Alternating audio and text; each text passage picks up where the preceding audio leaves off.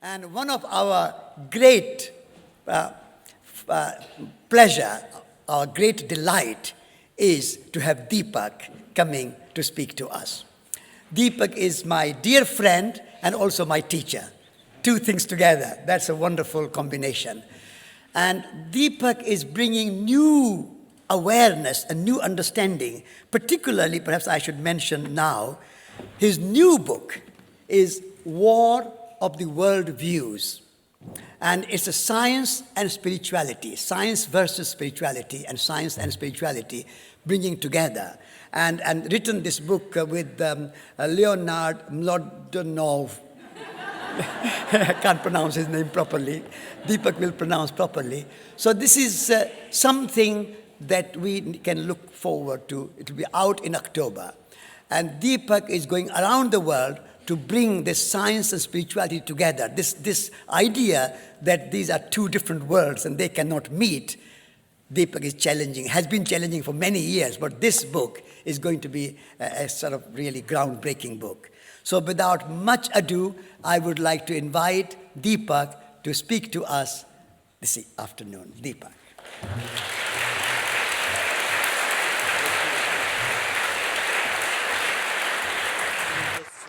If this is working, because our last session, this was not working. Can you hear me up there clearly?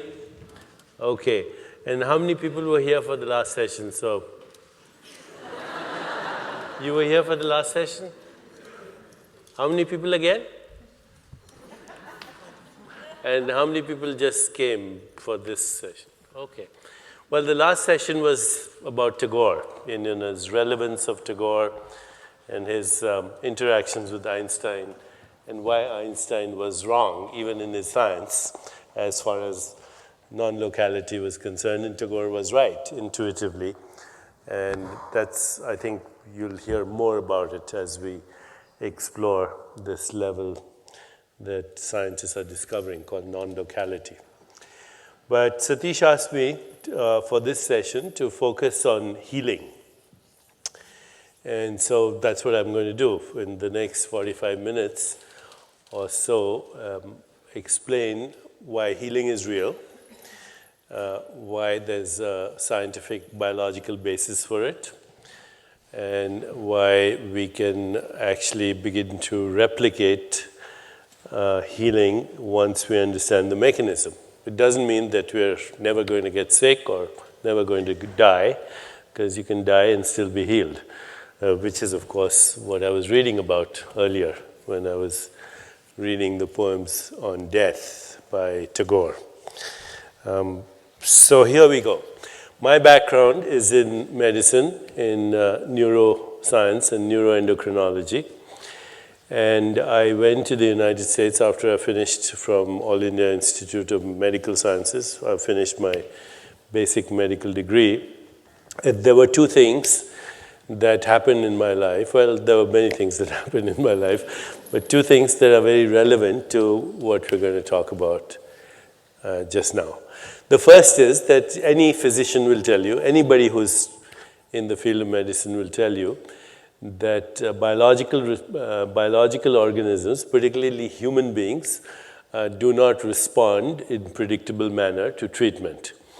So it's something that we assume. Medicine is scientific. Medicine is based on reductionist science. Medicine, the brain and the body operate according to the laws of classical mechanics or classical physics. We assume that, but it's not true. Okay. You can have two patients who have exactly the same illness.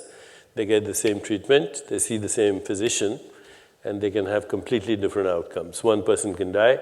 The other person can recover. So that's a common thing. Physicians know about it. They don't talk about it. It's the unexplained phenomenon. It's the X factor. It's the white elephant in the room we don't want to acknowledge, because once we acknowledge, then we have to say what's happening, and then sooner or later we have to get into consciousness. So that's the first thing. The second thing is my own field, neuroscience, neuroendocrinology. This is in the earlier days when radioimmunoassay as a technique had just been developed. And radioimmunoassay is a way in which you can measure molecules in the body. Okay, so in the 70s, this had become very popular because two investigators, one by the name of Rosalind Yallow, had won the Nobel Prize. Now we can measure what's happening in biological systems. And we were measuring what are now well-known chemicals like serotonin, dopamine, oxytocin, opiates. Everybody's heard of these, I presume. And what one of my colleagues at that time, a woman by the name of Candice Pert, who later on, she was a fellow, research fellow we were all kind of hanging out together. She later went and became the chief of neurochemistry at the National Institutes of Health. And she coined an expression which became relatively popular amongst us, molecules of emotion. So what her basic thesis was that emotional experiences generate molecules, and these molecules are neuropeptides because they're found in the brain, and peptides because they're protein molecules. And that when you feel different emotions, you have different body chemistry.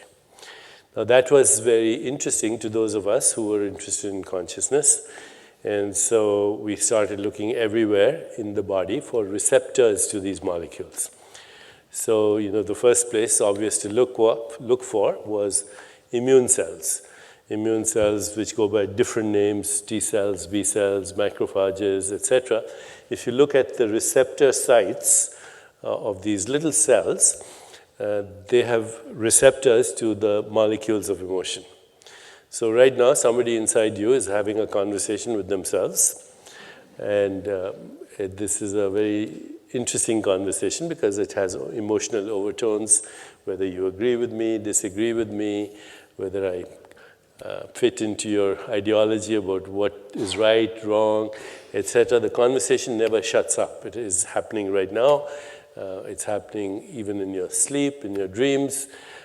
In a moment, we're going to try and figure out who's this person who never shuts up. But the fact is that the cells of your immune system are responding to this conversation. They're eavesdropping. They're listening to this conversation.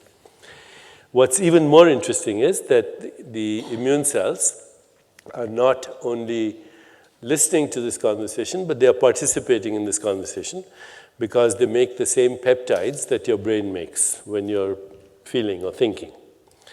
If you ask a good neurobiologist today, what's the difference between the immune system and the nervous system, they'll say there really isn't any. The immune system is a circulating nervous system. It has memory.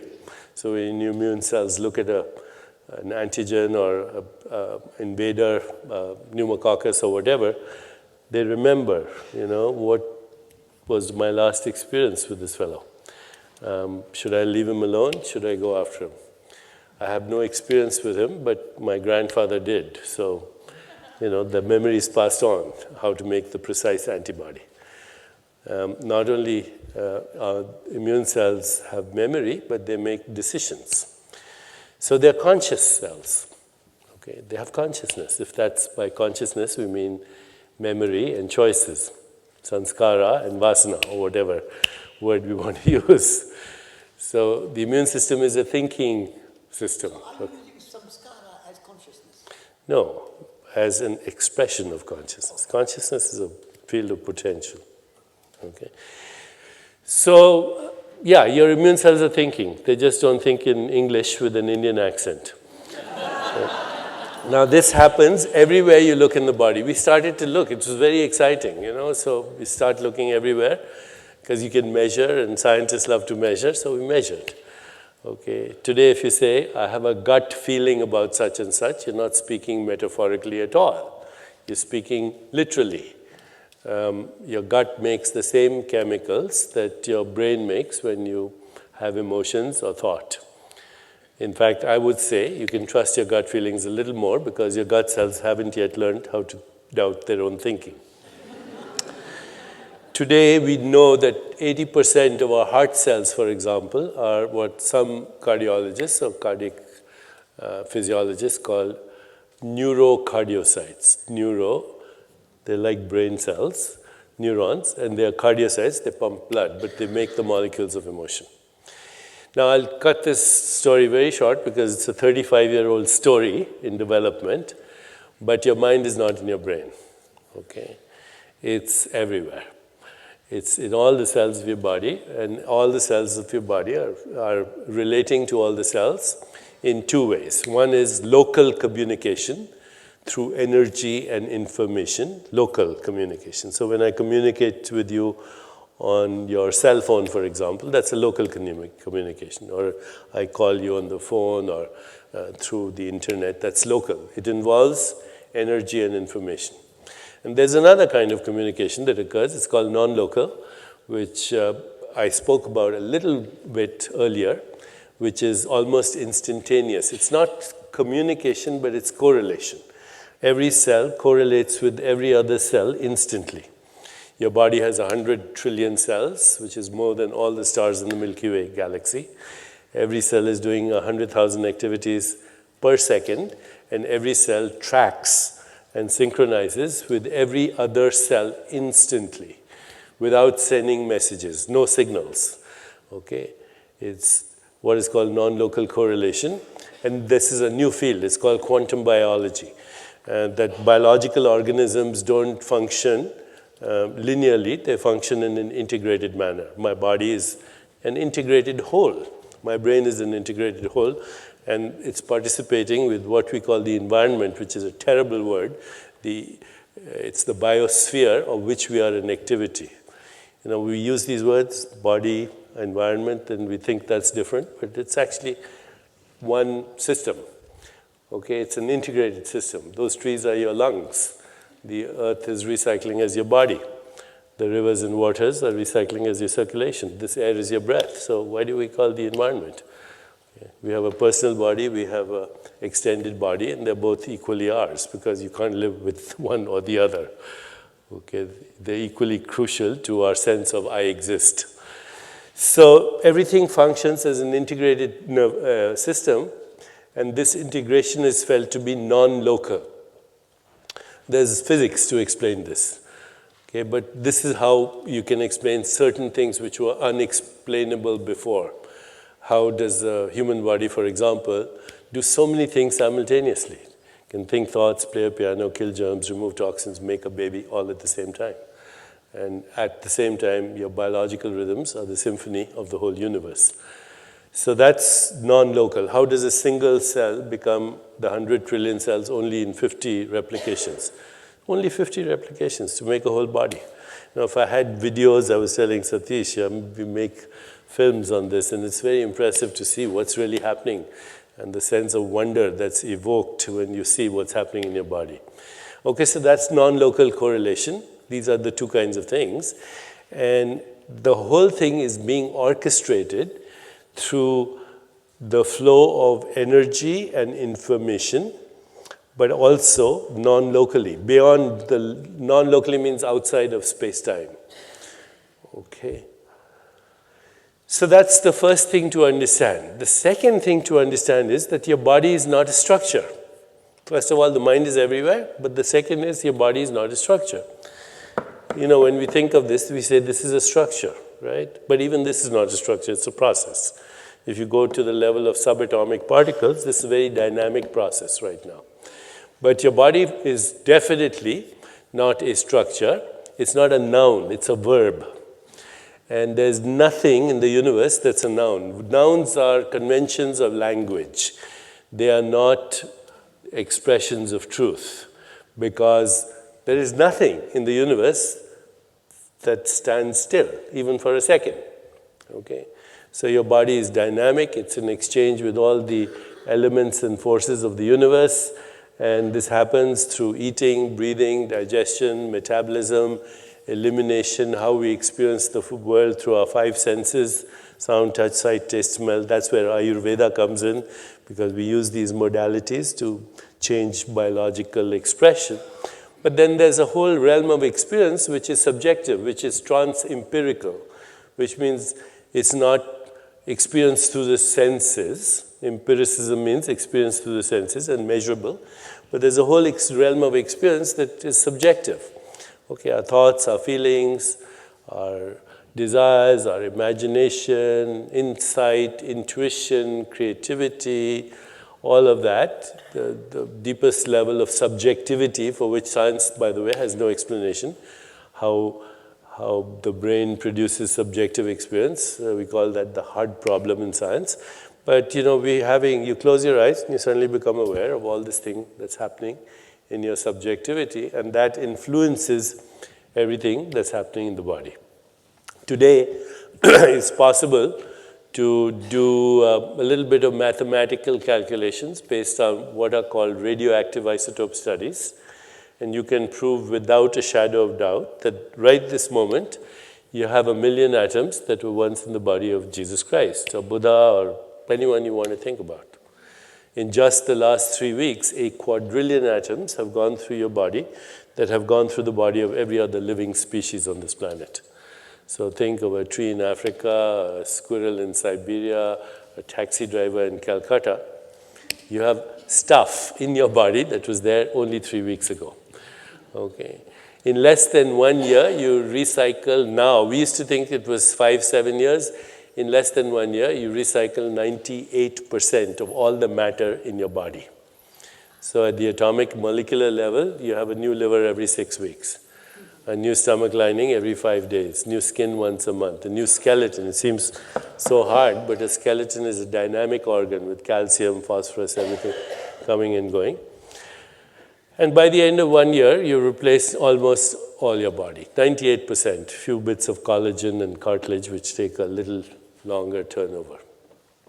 So this body that Satish invited is my 2011 model. And the last time I came, I brought with me the same suitcase, but not the same physical body. Okay. I brought, my suitcase has a little longer shelf life than my physical body. So, this raises a big question in science today. Who are you? If you think you're your physical body, then you have a bit of a problem. Which one are you talking about? Okay. So while my physical body has recycled from the ecosystem, it's part of the biosphere, the unfortunate word, environment, while it's recycled, and my personal body from year 2010 is dead, it's gone. I haven't died in the meanwhile, so I hope you agree this is scientific proof for the existence of life after death, because our consciousness is constantly outliving the death of the molecules through which it expresses itself. It's doing it right now.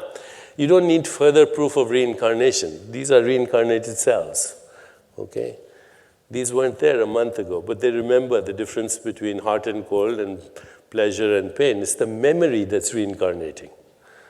Okay, it's the memory. It's always reincarnating as this physical body. So let's go a little deeper. You go look at these molecules that are recycling. You see their atoms, and then you look at the atoms, and they're subatomic particles, and they're all coming from an emptiness. And that's where the real action is, that emptiness. Now, today scientists call it the quantum vacuum of the universe, which isn't disappeared. It's right there. If that wasn't active, you and I wouldn't be here. Okay, the quantum vacuum didn't disappear with the Big Bang. It just started a whole series of activities that are still going on, but the quantum vacuum of physics is there right this moment, and you and I and everything exists because it's there. That's what scientists call it. But you look at the poetry of Rumi 700 years ago. He says, we come spinning out of nothingness, scattering stars like dust. He says, look at these worlds spinning out of nothingness. This is within your power. Who else? The Buddhists talk about shunyata, that is beyond subject-object split, beyond the observer and the observed. Vedantists, they talk about chitakash. The akash is not empty, but it's full of chit means consciousness, so they go even beyond. But any scientist will tell you today that 1 cubic centimeter of space, right here, 1 cubic centimeter of space, has 10 to the power of 37 times more mass energy than the entire universe. Incomprehensible. That includes the Milky Way galaxy, Andromeda, everything, all the suns, the stars, the planet. There's more mass energy here. Of course, we don't know how that becomes this. At least science doesn't know. Vedantists have a great idea about that, but science has yet not figured out how the micro or quantum world becomes the macro or classical physical world. They don't know. Pretty good, close to it, but not there. You know, if you've kept up with the literature, unified field and quantum gravity, so on, we don't know.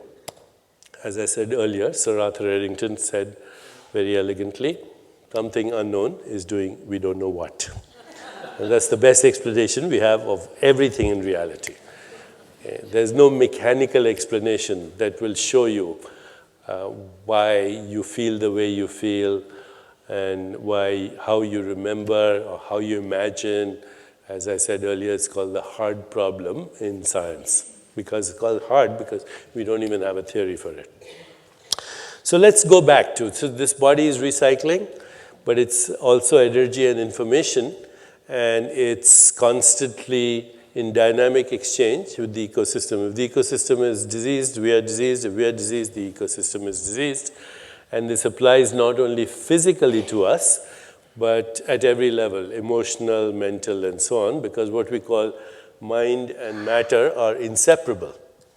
You know, as I said earlier also, there are three ways that scientists or philosophers look at the world. One is dualism, which is out because it violates the laws of conservation of energy. So there's no such dualistic. Descartes was wrong. Okay. Then the second view, which is material monism, that matter is everything. But the problem with that is when you look at matter, it becomes non-material ultimately. And then there's the third view, which is monistic idealism, that there's only consciousness and it experiences itself as the mind and the body and the physical world. So what is the mind? What is the mind and where is the mind? And this is very interesting if you start to think about it. The best definition I can give you of what mind is as follows. And this comes after a lot of thought, after asking a lot of people, consulting with a lot of people. The following definition, you will find nobody will object to it because it is actually correct. Okay? The mind is an embodied and relational process. The mind is an embodied and relational process that regulates the flow of energy and information. I'll repeat that. The mind is an embodied and relational process that regulates the flow of energy and information. Okay, so what is energy? Energy is that which has the capacity to move things, is work. That's how we define it in physics.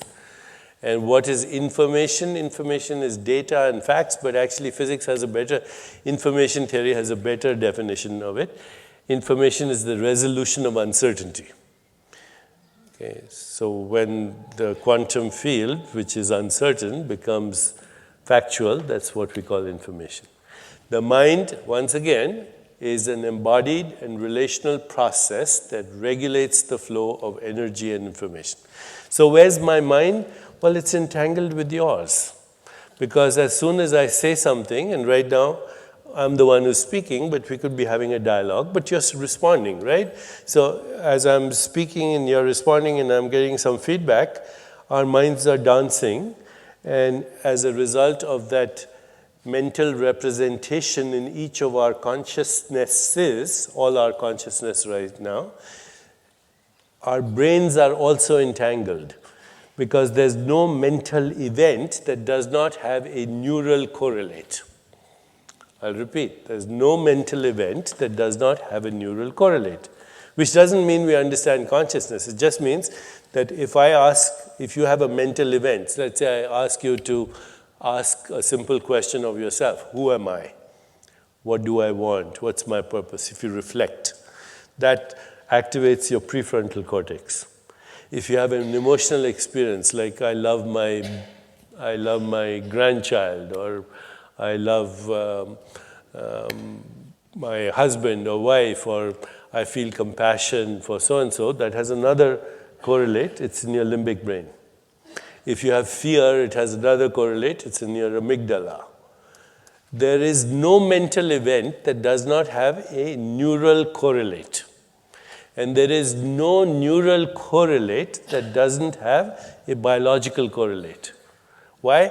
Because the brain functions as an integrated whole. There's an autonomic system, there's a sympathetic nervous system. The neuropeptides I mentioned, the chemicals, neurotransmitters, they're related to these activities. So everything in your body that's happening is integrated. Your thoughts, your feelings, your emotions, your social interactions, your environment, so-called, your extended body, your ecosystem, it's all one process. The problem with Cartesian dualistic thinking is we created divisions that didn't exist. So mind and body, body and environment, and now we're spending hundreds of years to see what the connection is, when there was no division in the first place. It's a single process. Your breathing, your heart rate, your autonomic system, which includes your sympathetic and parasympathetic nervous system, different parts of your brain, and your biology, your immune system, it's all a single process. And furthermore, it's entangled with other minds and other bodies. Because if I say something, I say to you, Satish, the board of trustees just decided that they are broke and this place is closed, that would raise your blood pressure a little bit, okay? And your heart would speed up and your platelets would get sticky. And all I've said is a sentence, right? Okay, so the sentence was in English, but it had been in Swahili, it wouldn't have made a difference. Okay, so your consciousness processes meaning. And by the way, there's no computer that can process meaning. Okay, that's the whole reason why the brain is not the source of your consciousness. No physical system can either process meaning or imagine or remember or be inspired or have all the things that make us human or biological organisms. So it's a single process and it's entangled.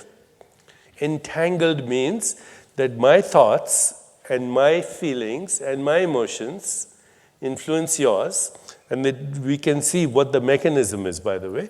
It's a neural mechanism. It's called limbic resonance. So I influence, my mind is right now being monitored by, regulated by, and regulating by your mind. It's inseparable. It's totally entangled. There is no such thing as a separate mind. Buddha was right. He said all human suffering comes from the socially induced hallucination of the separate mind which doesn't exist. It doesn't exist, okay? There's no person inside you that I could call, this is you, okay? There's no person there. Everything that you call yourself depends on the other, okay? That includes everything you can possibly think of, including your biology. Our minds are entangled, our bodies are entangled, because the mind is not separate from the body.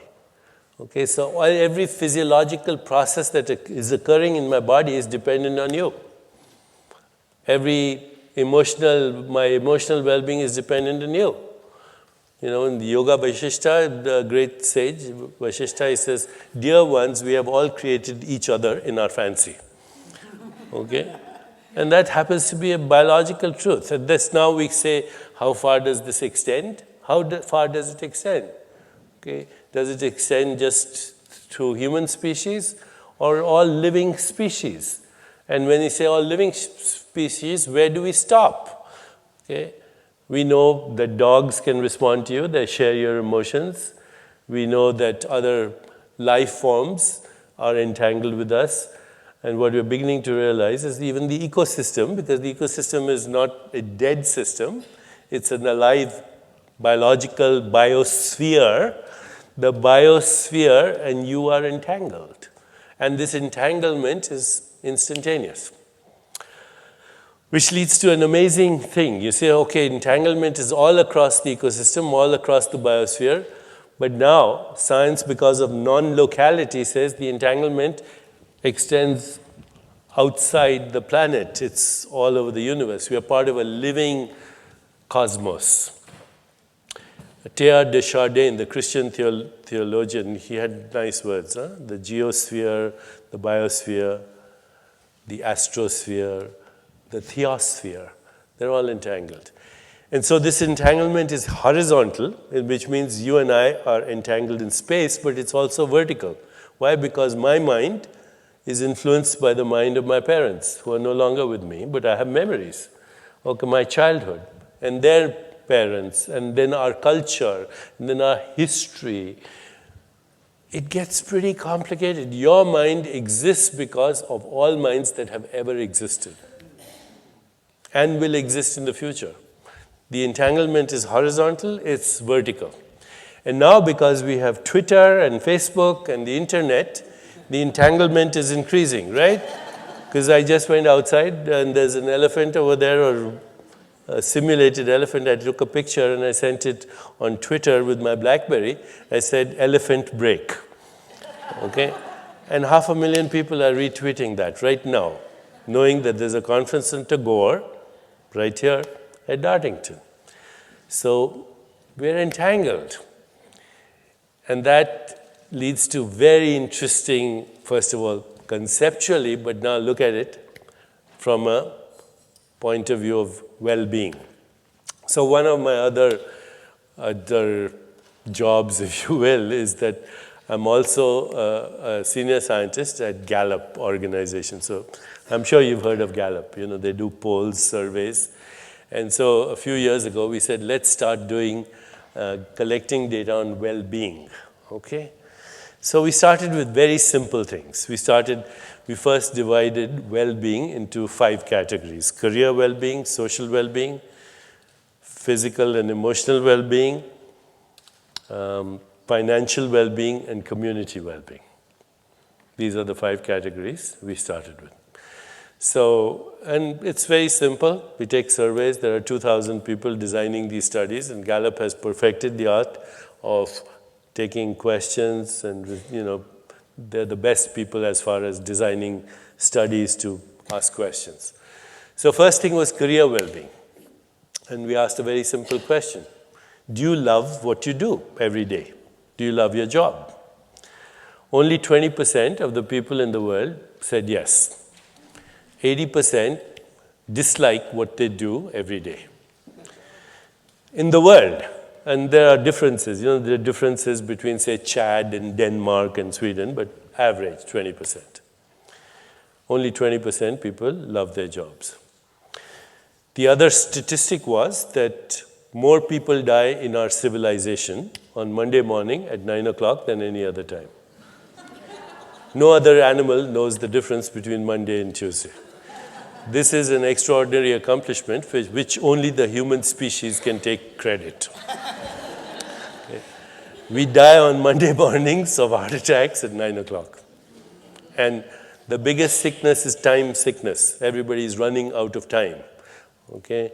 And they have speeded up biological clocks. They have faster heart rates, jittery platelets, higher blood pressure, dropping dead of heart attacks. Time has run out.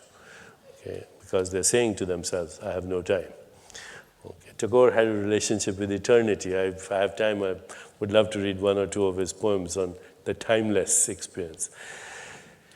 So that's one statistic. The other statistic was, these are very practical things. If you are working in an environment where your supervisor or manager or whatever ignores you, your rate of disengagement goes up by 45%, and within 3 or 4 months, you start to get sick, because nothing that happens in the mind doesn't have a biological correlate. 45%, it goes up. If your manager or supervisor doesn't ignore you, but criticizes you, you get better. Your rate of disengagement goes down to 20%, because you would rather be criticized than ignored. See, when you're ignored, you don't exist. When you're criticized, at least now I'm acknowledging that you exist. So you get better, 20% down. If, on the other hand, your supervisor or manager not only notices you, but acknowledges a single strength that you have. Your rate of disengagement goes down by less than 1%, and your physical health improves. This is data that is proved now. We've done it many times. So obviously, why don't we correct this situation? In the US alone, we estimate in Gallup that disengaged and actively disengaged workers, actively disengaged are people who are unhappy, but they come to work with the express intention of making other people unhappy. Okay?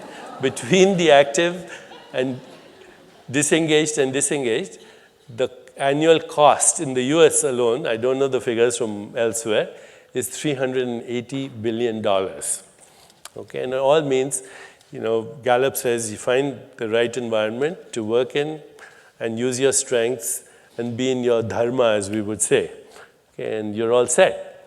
Can we not create those environments? And that's another part of our Gallup work, that we evaluate people's strengths. So I can sit down with you for 2 hours, and you can do it on the computer. If you want, you can go to Strength Finders on Gallup, and you will find out the 5 things that you're really passionate about. Then spend your life doing that and create an environment where everybody notices the great strengths of each other and actually helps each other, and everything improves. Health improves, productivity improves, well-being in general improves. And there's a lot more to say about this, but let me move to the second thing, which is social well-being. Social well-being. If you have a happy friend, your happiness will go up by 15%. But if your happy friend has a happy friend that you don't know, it goes up another 10%. And if your happy friend has a happy friend who has a happy friend that you don't know, it keeps going up. So, and it keeps going on. 3rd degree of separation, 4th degree, 5th degree, 6th degree. So the first question we asked ourselves when we saw this, how does the happiness of people that you don't know affect your happiness? Like, you don't know these people. Okay? So you see somebody in Brighton, they're walking on the street, their happiness affects your happiness. And if it affects your happiness, it affects your well-being, because your mind is entangled with your body, right? So how does that happen? And there are many ways to explain that. One, the best explanation, which is both Vedantic and comes from physics. Schrödinger said, consciousness is singular that has no plural. Okay? That's the best explanation, because at the deepest level, consciousness is unified. There is no separation, what we call pure consciousness, samadhi or whatever. So just like electricity is powering my BlackBerry and this microphone and my computer and my radio and my television set, so too consciousness is downloading in everyone from the same source. Okay? So it's a singular that has no plural, and something is affected. And I was saying non-locality. If you tickle the universe here, it laughs there. If you ask a question here, it answers there, because consciousness non-locally is correlated everywhere. That's the deeper questions. There's mathematics to prove that. But on a very simplistic level, if you and I are having a conversation, then of course my mind is affected by all the things that are happening in my life. If I'm concerned about my children, about my job. So actually, when you and I have a conversation, it's not just you and me. It's all the people in my life and all the people in your life. We're entangled. And then they have people in their life. So, okay, so we go deeper. We see entanglement exists everywhere. So the happiness of your perceived enemies is good for your well-being. Okay? There's no getting out of it. Okay? It's good for your well-being. We go to the other areas, and we have only 5 minutes left, so I just want to tell you this. This is what happens, okay? If you go from social well-being to physical well-being, which requires very good few things like good sleep, exercise, adequate breathing, and food that doesn't come in a can or has a label, you're all set. Okay. That's physical well-being. And then there's financial well-being. Don't spend money that you haven't earned to buy things that you haven't, that you don't need to impress people that you don't like. It's the cause of the economic crisis. Okay. And then there's community well-being. What in India we say, seva, satsang, simran. So you combine all this, this is well-being, okay? And it's totally in your control. Then there's spiritual well-being, which addresses bigger questions. Who am I? What's the meaning of death? Does God exist? Etc., etc. Here are the 5 breakthroughs. If you understand the 5 breakthroughs in science, you'll understand how to heal. The first breakthrough, conceptual. Your body is not a structure, it's a process. It's a process in consciousness. Second breakthrough, your genes are not deterministic. See, that's another big, huge. When President Clinton in the year 2001, they said, we've deciphered the human genome, we found the alphabet in which God created life. Not true. You have only 23,000 genes, and most of them you share with everybody else. Like 65% of your genes are the same as a banana. 80% of your genes are the same as a mouse. 98%. There's unity of life, and that includes our genes, and our genes are not deterministic. You turn them on and off by the way you feel, the way you think, the way you relate, your relationships, your environment, your food, your sleep, your exercise. And I just met with Elizabeth Blackburn, who won the Nobel Prize in 2009, for telomerase, an enzyme that influences your lifespan, your biological clock. People who meditate, Vipassana and other, mantra meditation, their telomerase goes up by 30% within 4 months. So your genes are responding to your mental activity. Okay, so that's the second breakthrough. Your genes are not deterministic. Third breakthrough, your brain is not a structure. The whole field of neuroplasticity, you can change your brain structure. So if you do the Buddhist Vipassana meditation, or you cultivate attitudes like compassion, like loving kindness, what the Buddhists call the 4 divine qualities, loving kindness, compassion, joy, and equanimity, your whole brain starts to change. Your limbic brain changes, your cortical brain changes. When you reflect, it changes. When you override your automatic responses, it changes. Bottom line, you don't have a fixed brain. That's the third breakthrough. Fourth breakthrough is you can change your body, because you can change your brain and you can change your genes. That now there's all this research which is coming out on the biomarkers of aging. There are 15 of them, all of them are reversible by at least 10, 15 years. So, we're going to see a new expression. None of this is technology. It's all internal work, right? So your brain is not fixed, your genes are not fixed, your body is not fixed. It's all a process. Next breakthrough, you can change your relationship to time. Okay? Find the timeless within you. And that is actually the real breakthrough. Because time is how we measure our experiences. When you're having a good time, what do you say? Time flew, right? Or when you're bored, what do you say? Time dragged. When you have 10 deadlines, then of course you say, I'm running out of time. So these are the major breakthroughs, but they lead us to a deeper realm of our own soul, which is non-local. When we are connected with that part of ourselves, then, of course, we experience the timeless. Try this. Are you listening to me right now? And I'm going to finish, Satish. As you're listening to me, just turn your attention. As you're listening to me right now, just turn your attention to who's listening.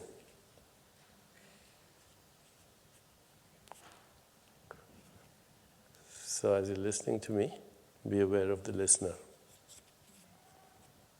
That's your soul. It's not your mind, which might be saying, I wish I'd gone to the bathroom before the lecture. Whatever. That's a conversation. But that part of you is timeless, okay?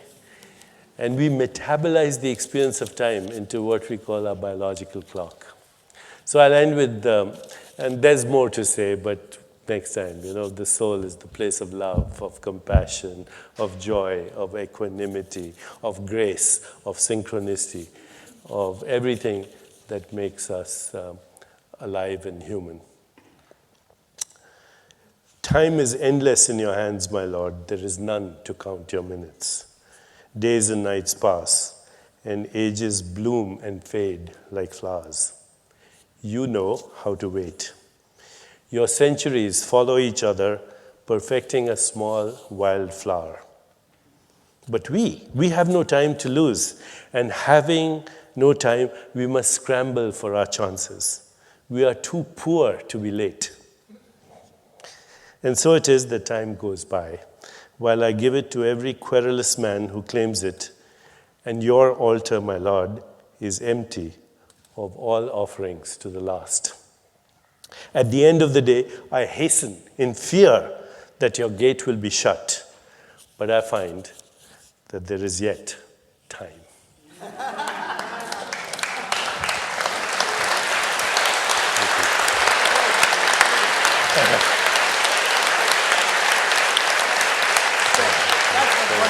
Thank you. Thank you, Deepak. Thank you. Thank you.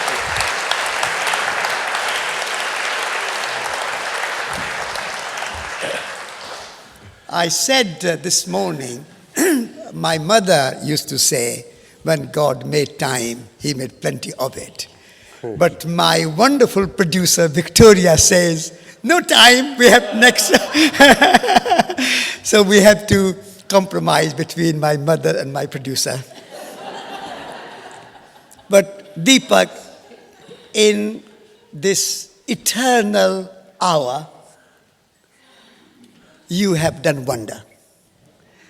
And every word you have spoken has reached to deepest corner of my soul and mind.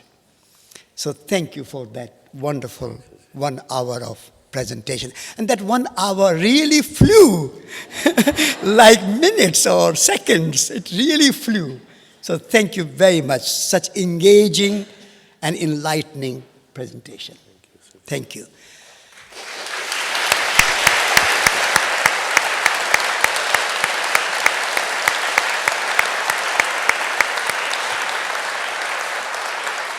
I would have few minutes of questions, and I would like, in the previous session, someone who did not ask question to start with that person. So anybody who did not ask, a lady there in that corner, in purple jacket. Should we disentangle ourselves from miserable people? Say that again? Say again? Should we disentangle ourselves from miserable people? From disentangle ourselves? Absolutely not, because the more you experience the suffering of another person, the more you have the desire, even the mental desire to alleviate it, you get better. Your health improves. The suffering of other people is what gives birth, compassion is what gives birth to love. And love is what ultimately causes healing. So without compassion, there is no love.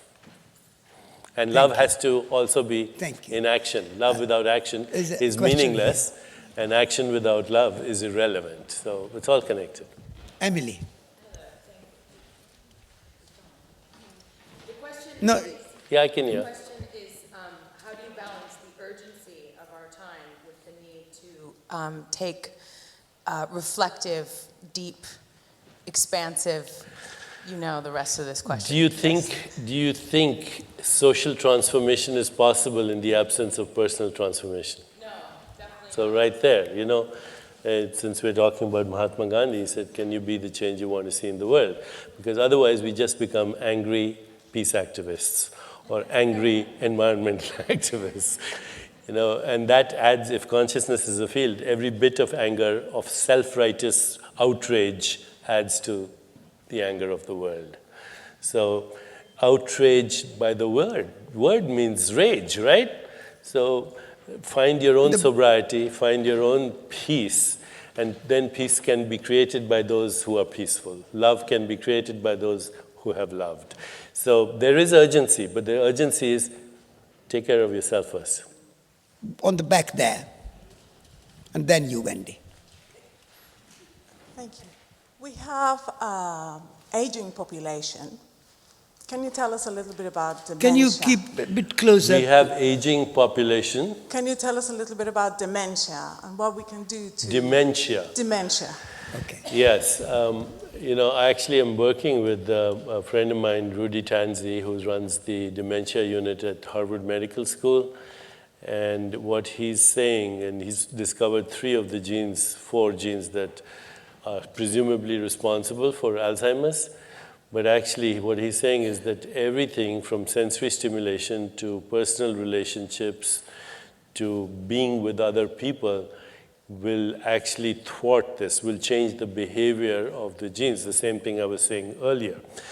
The fact is we are going to see more and more people getting into the 80s and 90s. They say, today's 80s, yesterday's 60, and today's 60s, yesterday's 40, because as we begin to understand the mechanics of aging and influence it through the way we live, we can combine the wisdom of experience with a different kind of biology. And all the demographic research shows that in those cultures where the aging are respected, where they are venerated, where they are made to feel useful, where they become the visionaries for society, aging has a completely different biological response.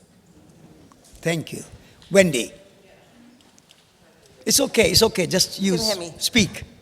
With this question of entanglement, Deepak, can you explain to me why my bank account doesn't get entangled with others who have sort of rather more? Why The does it reason your stop? bank account doesn't get entangled with others is that a lot of people do not understand that being extremely rich is also poverty consciousness. There are 2 kinds of people who think about money, the extremely poor and the extremely rich. And I can show you all the studies that show that your bank account will never make you happy. In fact, if you win the lottery, you'll be very ecstatic for a few weeks.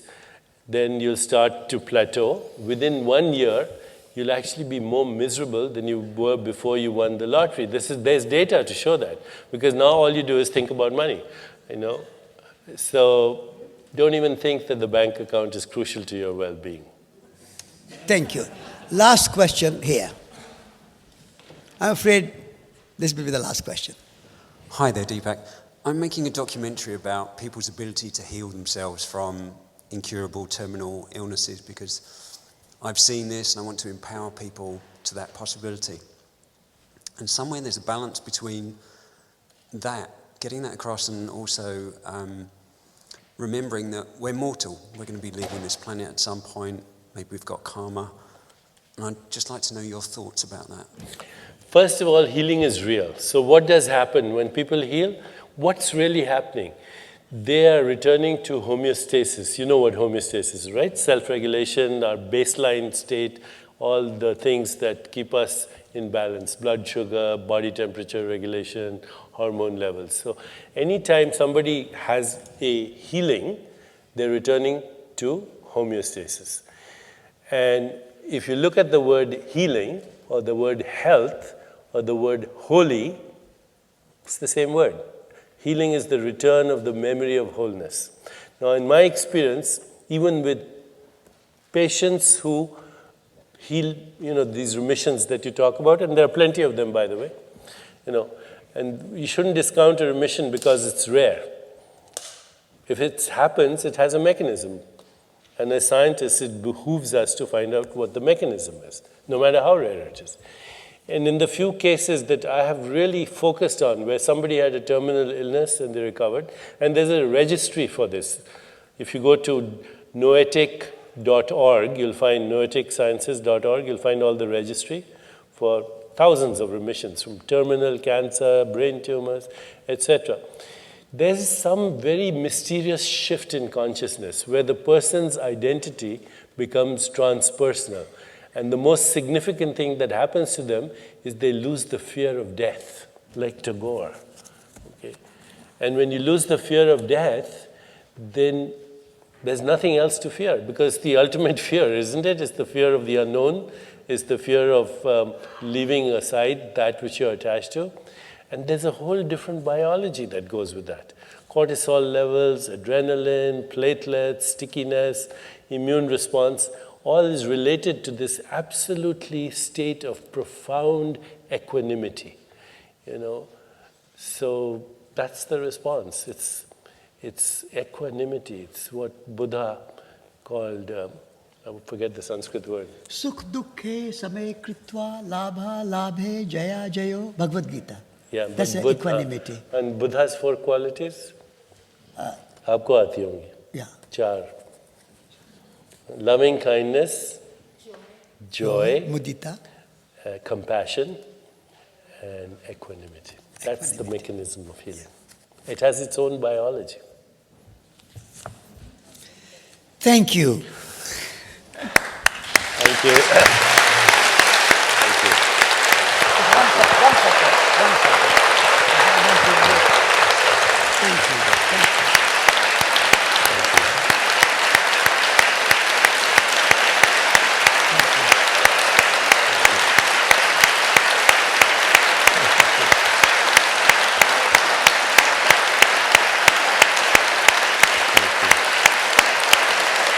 Okay. Thank you.